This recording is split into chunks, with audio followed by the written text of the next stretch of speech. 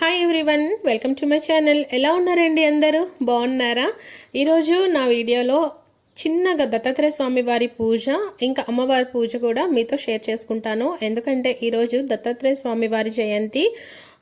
లక్షవారం అంటే మార్గశిర లక్షవారంలో రెండో వారం అండ్ పౌర్ణమి మూడు కూడా లక్షవారం పడ్డం చాలా మంచిదనేది నేను అనుకుంటున్నాను. అండ్ యూట్యూబ్లో కూడా చాలా చెప్తున్నారులేండి. అయినా వాళ్ళు వీళ్ళు చెప్పారని కాదు, మనకి కాస్త కూస్త నాలెడ్జ్ ఉంటుంది కదా. ఈరోజైతే చాలా మంచిది అనేసి ఇంకా ముందు రోజే అన్ని ఇంటి ముందంతా నీట్గా క్లీన్ చేసుకొని ఇల్లంతా క్లీన్ చేసుకొని ముగ్గు అయితే పెట్టుకున్నాను. దూరం దగ్గర అయితే పొద్దున్న లేచాక ఫ్రెష్ అప్ అయ్యే పెట్టుకుంటున్నానులేండి. నేను ముందుగా చాలా వీడియోస్లో చెప్పే ఉన్నాను కదా, నా పూజలు అన్నీ కూడా కొంచెం లేట్గానే ఉంటాయి. ఎందుకంటే పొద్దున్నంటే హడావిడిలో అస్సలు చేయలేనండి. ఇంకా పిల్లలు స్కూల్కి, మా వారు ఆఫీస్కి వెళ్ళిపోయాక నెమ్మదిగా అయితే పూజ చేసుకుంటా ఉన్నాను. ముందైతే తులసమ్మ దగ్గర పూజ చేసుకున్నాను. తర్వాత సింపుల్గా అయితే ఇంట్లో దత్తాత్రేయ స్వామి వారిది షోడోపచార పూజ అంటారు కదండి, ఆ పూజ చేసుకొని దత్తాత్రేయ స్వామి వారి అష్టోత్తరాలు చదువుకొని దత్తస్తవం మీద చదువుకున్నాను. ఇంతేనండి నా పూజ, చాలా సింపుల్గా ఉంటుంది. అండ్ ఇంకా మీకు బోర్ కొట్టించకుండా మీతో నేను షేర్ చేసుకుంటున్న సీక్రెట్ని కూడా చెప్తాను. నార్మల్గా అయితే కోరిన కోరిక ఎవరితో చెప్పకూడదు అంటారు కదా, బట్ నేను అదేమి కాదులేండి. కోరిక తీరిపోయిన తర్వాత చెప్తే ఏంటి, చెప్పపోతే ఏంటి. సో ఫస్ట్గా చెప్తుంది ఏంటంటే, నేను నార్మల్గా మా డాడీ ఆర్మీ అండి. సో నాకు ఈ పండగల గురించి వ్రతాల గురించి పెద్దగా తెలియదు. ఎందుకంటే ఇంట్లో పెద్దవాళ్ళు చేస్తేనే కదా మనకు తెలుస్తుంది.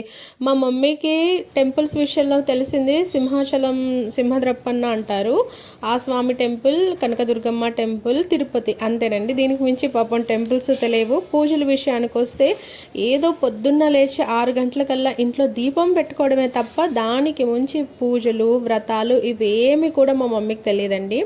మా డాడీ రిటైర్ అయిపోయాక మేము శ్రీకాకుళం వచ్చాక మా దొడ్డమ్మ వాళ్ళని, పిన్ని వాళ్ళని, మామయ్య వాళ్ళని వీళ్ళందరినీ చూసి వరలక్ష్మి వ్రతం, నెక్స్ట్ గణపయ్యని తెచ్చి వినాయక చవితి, నెక్స్ట్ ఏంటంటే దివాళీకి అమ్మవారి పూజ, ఇట్లాంటివన్నీ నేర్చుకున్నారనమాట.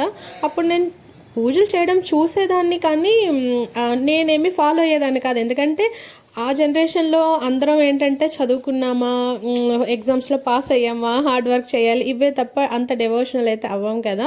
నేను చదువుకునేటప్పుడు నాకు దత్తాత్రేయ స్వామి టెంపుల్ కూడా కనిపించేది. యాక్చువల్గా శ్రీకాకుళంలో నాగావళి ఏర్ దగ్గర ఉంటుందండి. బట్ ఏదో బాబా టెంపుల్ అనుకునేదాన్ని కానీ అసలు దత్తస్వామి అంటే సాక్షాత్ త్రిమూర్తుల స్వామి అని కూడా నాకు తెలియదు అనమాట. అట్లా ఇంట్లో కూడా ఎవరికి పెద్దగా తెలియదండి. అప్పుడు బాబా సాయిబాబాని, దత్తాత్రేయ స్వామిని పెద్దగా తెలిసేది కాదు, పెద్దగా నమ్మేవారు కాదు. సో అదేవిధంగా నేను కూడా అనమాట. బట్ ఆఫ్టర్ మ్యారేజ్ నేను కంటిన్యూస్గా నందూరి గారి వీడియోస్ చూస్తూ ఉండేదాన్ని, నందూరి శ్రీనివాసరావు గారిది. అతను దత్తాత్రేయ స్వామి వారి పైన కంటిన్యూస్గా ఒక 7-8 సిరీస్ అయితే చేశారండి. ఆయన ఎట్లా వచ్చారు, అసలు ఎవరు దత్తాత్రేయ స్వామి వారు, ఎక్కడెక్కడ టెంపుల్స్ ఉన్నాయి, పారాయణం ఉంటుంది, ఇవన్నీ చెప్పారనమాట. నేను ఆయన మాటలకి ఎంత ఇన్స్పైర్ అయిపోయానంటే ఇంకా ఓకే అంటే కోరిక అనేది పక్కన పెడితే నేను కంపల్సరీగా స్వామివారిది పారాయణం చేసుకోవాలి. అంటే చిన్నప్పుడు అసలు నేను ఇతన్ని స్వామి అని అనుకునేదాన్ని కాదు, ఎవరోలా అనుకునేదాన్ని, అట్లీస్ట్ చేతులు ఎత్తి దండం కూడా పెట్టేదాన్ని కాదు. సో కంపల్సరీ నేను ఈసారి పారాయణం అయితే చేసుకోవాలి అనేసి అయితే అనుకున్నాను. అండ్ మనసులో ఒక కోరిక కూడా కోరుకున్నానండి. అదేంటంటే ఇల్లు, హైదరాబాద్లో ఒక ఇల్లు కొనుక్కోవాలి అనేసి. ఎందుకంటే మనలాంటి మిడిల్ క్లాస్ ఫ్యామిలీ వాళ్ళకి హైదరాబాద్ అంత పెద్ద సిటీలో ఇల్లు కొనాలి అని అంటే అది ఎంత కష్టమో మనందరికీ తెలుసు. అండ్ ఆ దేవుడు అనుగ్రహం లేకుండా ఏమీ కొనలేమండి. సో అది నేను అంటే ఇంక మనసులో అనుకొని స్వామివారిది పారాయణం అయితే చేసుకున్నాను. అంటే దత్తాత్రేయ స్వామి పారాయణం ఫస్ట్ ఇయర్ చేశానండి. నేను రెంట్ హౌస్లో ఉండేటప్పుడు ఒక 5 ఇయర్స్ బ్యాక్ అయితే స్టార్ట్ చేశాను. యాక్చువల్గా నాకు తెలుగు ప్రాబ్లం అనమాట. నేను డాడీ ఆర్మీ కనుక కేవీ, సో నాకు తెలుగు సబ్జెక్ట్ ఉండదు. నేను ఓన్లీ 3rd క్లాస్ వరకు శ్రీకాకుళంలో చదివాను. ఆ 3rd క్లాస్ వరకు చదివిన తెలుగునే ఇప్పటి వరకు డ్రాగ్ చేసుకుంటూ వస్తున్నాను. కానీ 3rd క్లాస్ తర్వాత అయితే నేను ఎప్పుడు తెలుగు చదవలేదు, నేర్చుకోలేదు కూడా. ఇంకా సో నేను ఏమనుకున్నానంటే ఓకే, పూజ ఎర్లీ మార్నింగ్ లేచేసి నైవేద్యం చేసి స్వామివారికి పెట్టి దీపాలు పెట్టేస్తాను. పూజ అంటే అధ్యాయులు ఉంటాయి కదండి పారాయణంలో, రోజుకి ఇన్ని అధ్యాయాలు చదవాలని ఉంటుంది కదా, అదంతా మా హస్బెండ్ చదివేస్తారు అని అనుకున్నానండి. బట్ ఈ పూజ స్టార్ట్ చేసిన రోజే అంటే లక్షవారం స్టార్ట్ చేసాం కదా, ఆ లక్షవారమే మా ఆయనకి విపరీతమైన ఫీవర్.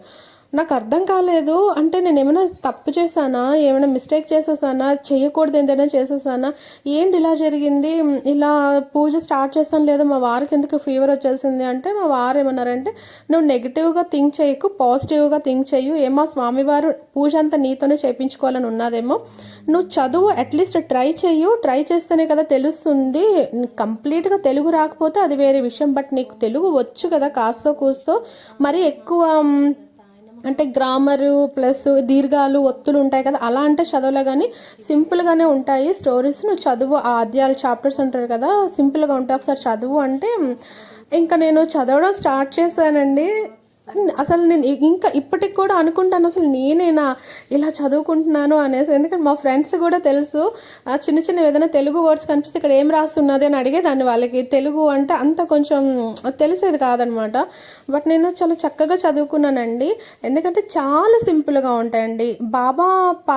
సాయిబాబా పారాయణం బుక్ చదవడం అనేది కొంచెం కష్టం, ఎందుకంటే ఆ పదాలు అనేది చాలా హార్డ్గా ఉంటాయి. బట్ దత్తాత్రేయ స్వామి పారాయణం బుక్ చదవడం అనేది చాలా సింపుల్ అండి. అండ్ ఇంకోటి అంటే మా వారికి ఒంట్లో బాగాలేదు, 3 డేస్కి ఇలా తగ్గిందంటే మళ్ళీ మా అబ్బాయికి ఒంట్లో బాగాలేదు. అది పారాయణం ఒకవైపు చేస్తుందనే కానీ పారాయణం అయ్యేటప్పటికి నాకు ఏడుపు వచ్చేసేది. అంటే చాలా భక్తితో ఏమంటారు, ఎట్లాంటి ఇది లేకుండా స్వామివారిని పూజ చేసుకోవాలి, పారాయణం చేసుకోవాలి అని చేసుకోవడం స్టార్ట్ చేస్తే, ఇలా ఇంట్లో ఒకరి తర్వాత ఒకరికి ఒంట్లో బాగట్లేదు, ఫీవర్ వస్తుంది ఏంటి అనేసి ఎంత ఏడ్చేదానో నాకే అర్థమయ్యేది కదంటే, దేవుడి దగ్గర కూర్చొని ఏడవకూడదు అంటారు, కానీ నా బాధ అనమాట. ఇంకా ఎవరితో చెప్పుకోవాలి, నేను ఎంతో ఇష్టం మీద ఎంతో భక్తితో స్టార్ట్ చేస్తే ఇట్లా అవుతుంది ఏంటి స్వామి అనేసి బాధపడేదాన్ని. బట్ మనసులో హ్యాపీ కూడాను, స్వామివారిది అయితే చేసుకుంటున్నాను అండి. అండ్ దీంట్లో గమ్మత్తు మీకు చెప్తానండి. స్వామివారు పారాయణం అంతా చేసేసాక వెడ్నెస్డేకి లాస్ట్ పారాయణం అవుతుంది కదా, లాస్ట్ డే, ఆ రోజు ఆ స్వామివారు శ్రీశైలంకి వెళ్ళిపోతాను అనేసి, అంటే నాకు తెలుగులో క్లియర్గా ఎక్స్ప్లెయిన్ చేయడం రావట్లేదులేండి అని లాస్ట్ అధ్యాయం చదివేటప్పుడు ఎంత ఏడుపు వస్తుందో తెలుసా అండి. అంటే మన కళ్ళెదురుగానే స్వామివారు వెళ్ళిపోతున్నారు ఇంకా అనే ఫీలింగ్లో ఉంటాం తెలుసు. అసలు చదువుతూ ఎక్కి ఏడ్చేస్తామండి నిజంగా. అసలు ఆ స్వామివారిని నేను చెప్తున్నాను కదా, నాకు తెలుగు నీట్గా రాక నేను క్లియర్గా మీకు నేను చెప్పలేకపోతున్నాను, కానీ నిజంగానే దత్తాత్రేయ స్వామి వారిని నమ్ముకుంటే మనం అన్నిది జరుగుతుందండి, మనం కోరుకునేది జరుగుతుంది. బట్ కోరిన కోరిక అనేది అంటే ఏమైనా న్యాయంగా ఉండాలన్నమాట. అండ్ నేను స్వామివారి పారాయణం చేసిన 10 డేస్లోనే మేము అక్టోబర్ 1 కల్లా మేము నిజాంపేటలో ఇల్లు చూసాము. అండ్ ఆ 1 మంత్లోనే ఇల్లు చూసాం, అమౌంట్ అడ్జస్ట్ అయిపోయింది, అండ్ రిజిస్ట్రేషన్ అయిపోయింది, గృహ ప్రవేశం కూడా అయిపోయింది 1 మంత్లో. అసలు 1 మంత్లో ఇల్లు ఎట్లా మాకు కన్ఫర్మ్ అయిందో కూడా అందరూ షాక్. అసలు ఫ్రెండ్స్ కూడా అనేవారు, ఇంత త్వరగా ఎలా అయిపోయింది అనేసి. బట్ నిజంగా చెప్తున్నానండి, ఆ స్వామివారు లీలలు ఎట్లా ఉంటాయంటే నేను ఎక్స్ప్లెయిన్ చేయలేను. సో అందుకనే నాకు కుదిరిన ప్రతిసారి, ఖాళీ ఉన్న ప్రతిసారి అయితే స్వామివారిది పారాయణం అయితే నేను కంపల్సరీగా చేసుకుంటూ ఉంటాను. అండ్ మీకు కూడా అదే సజెస్ట్ చేస్తానండి. స్వామివారిని నమ్ముకుంటే లైఫ్ అనేది చాలా హ్యాపీగా సాగిపోతుంది. అండ్ మీతో ఇంకొకటి షేర్ చేసుకోవాలి, అదేంటంటే ఈ క్రాఫ్ట్ ఎట్లానో ఈ మధ్యనంతా కొంచెం ఖాళీగా ఉన్నాను అనేసి అయితే క్రాఫ్ట్ చేశాను. అది ఎలా చేశాను అనేది మీతో వన్స్ నేను షేర్ చేసుకుంటాను. యాక్చువల్గా వీడియో స్టార్ట్ చేసేటప్పుడు అసలు నేను ఏం మాట్లాడాలి ఈ వీడియోకి అని అనుకుంటాను. బట్ వన్స్ మాట్లాడడం స్టార్ట్ చేశాక ఇంకా మాట్లాడుతూనే ఉంటాను. సో వీడియో వెనక్కి ముందుకి అవుతుంది, నా మాటలు వెనక్కి ముందుకి అవుతూ ఉంటాయి, అంటే సింక్ అవ్వదనమాట సమ్ టైమ్స్. సో దానికోసం అయితే ఐఎమ్ సారీ అండి, ఎక్స్ట్రీమ్లీ సారీ. మీకు కానీ ఈ పూజ నచ్చుంటే మాత్రం నాకు కామెంట్ చేయండి. అండ్ నేను ఏమైనా రాంగ్ చేస్తున్నా సరే నాకు కామెంట్ చేయండి. సో ఆ క్రాఫ్ట్ విషయానికి వస్తే, ఫస్ట్ అయితే నేను A4 షీట్ తీసుకొని నీట్గా ఇలా నామం డ్రా చేసుకొని, నామంలో వెంకటేశ్వర స్వామి అనొచ్చు, విష్ణుమూర్తి స్వామి అనొచ్చు, ఎవరైనా అనొచ్చు. సో స్వామివారిని అమ్మవారిని అయితే డ్రా చేసుకున్నాను సైడ్కి అనమాట. అంటే కళ్యాణం జరిగిన టైంలో సింక్ అయ్యేటట్టుగా తీసుకున్నాను అనమాట. ఇట్లా ఈ మధ్యన ఇది బాగా వైరల్ అవుతుంది ఈ ఫొటోస్ అనేది. చాలామంది వాల్ పైన కూడా ఇట్లా డిజైన్ చేసుకుంటున్నారు, వాల్ పేపర్ స్టిక్ చేసుకుంటున్నారు, అండ్ డ్రా కూడా చేసుకుంటున్నారండి భగవాన్ రూమ్లో. చాలా బాగుందనేసి అయితే తీసుకున్నాను. అండ్ దానిపైన ఫస్ట్ అయితే పెన్సిల్తో డ్రా చేసేసి దాని నెక్స్ట్ నేను ఇట్లా డ్రా చేసుకున్నాను కలర్స్తో. ఈ colours only sketch colours, glitters అంతే తప్ప నేను ఇంక దీంట్లో పెయింట్ కూడా అంటే అక్రిలిక్ పెయింట్ కూడా యూజ్ చేయలేదు. ఎందుకంటే చాలా చిన్నవి కదా, చిన్నది ఇదైనా సరే మొత్తం స్పాయిల్ అవుతుంది అనేసి అమ్మవారి కిరీటానికి ఇంకా నేను పెయింట్ వేయలేదు. సో ఫస్ట్ అయితే నీట్గా ఇలా పెన్సిల్తో వేసేసి దానిపైన గ్లిటరు అండ్ స్కెచెస్తోని ఇట్లా డ్రా చేసేసుకున్నాను. అండ్ అదే షేప్లో కట్ చేసేసుకొని ఒక పక్కన పెట్టుకొని ఒక కార్డ్బోర్డ్ తీసుకున్నాను. దానిపైన దీన్ని వెల్వెట్ షీట్ అంటారండి, వెల్వెట్ పేపర్ అంటారు. ఇది ఏ స్టేషనరీ షాప్లో అయినా మనకి డిఫరెంట్ ఆఫ్ కలర్స్లో అవైలబుల్గా ఉంటుంది. సో అది మా ఇంట్లో ఆల్రెడీ ఉంది. సో తీసుకొని ఆ కార్డ్బోర్డ్ పైన స్టిక్ చేశాను అనమాట. స్టిక్ చేశాక దాని చుట్టూ వైపులు కూడా పింక్ కలర్ పేపర్తోని బోర్డర్ లాగా ఇచ్చేసుకొని ఇలా నామంని అయితే ఇలా పెట్టుకున్నానండి.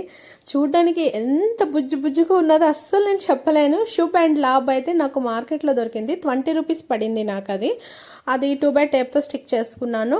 అండ్ మిగతావంతా మనకి వెడ్డింగ్ కార్డ్స్, ఇన్విటేషన్ కార్డ్స్ వస్తాయి కదా, దాని నుంచి నేను కట్ చేసుకున్నాను. ఆ ఫ్లవర్స్ అని ఆ సైడ్లో ఉండేవి, నెక్స్ట్ చిన్న గణపయ్య ఇవన్నీ. సో కిందైతే ఒక లోటస్ పేపర్ పెట్టాను. అంటే లోటస్ పేపర్ పైన లోటస్ని డ్రా చేసి కట్ చేసి పెట్టి దానిపైన నామం పెట్టాను అనమాట. చూడ్డానికి చాలా అందంగా ఉంది. మీకు ఎలా అనిపించింది అనేది నాకు కామెంట్ చేసి చెప్పండి. అండ్ టుడే వీడియో అయితే చాలా చిన్నదండి. ఐ హోప్ మీ అందరికీ నచ్చి ఉంటుంది. నచ్చుంటే మాత్రం like, share and subscribe. Like చేసేటప్పుడు వెంటనే హైప్ అని వస్తుంది. మీరు ఈ వీడియోని హైప్ చేస్తే ఇంకా కొంతమందికి నా వీడియో అనేది రికమెండ్ అవుతుంది అనమాట, ఇంకా కొంతమంది చూస్తారు. సో చాలా ఫాస్ట్గా చెప్పేశాను కదా, ఎక్కడైనా నేను కన్ఫ్యూజ్ ఏదైనా మాట్లాడేసి ఉంటే మాత్రం సారీ అండి. పూజ ఎలా చేశాను అండ్ ఈ క్రాఫ్ట్ మీకు నచ్చిందా లేదా అనేది అయితే నాకు కింద కామెంట్ చేయడం అస్సలు మర్చిపోవద్దు. అండ్ వన్స్ అగైన్ మీ అందరికీ వీడియో నచ్చుంటే, ఈ క్రాఫ్ట్ నచ్చుంటే మాత్రం like, share and subscribe. And thank you very much for watching my videos.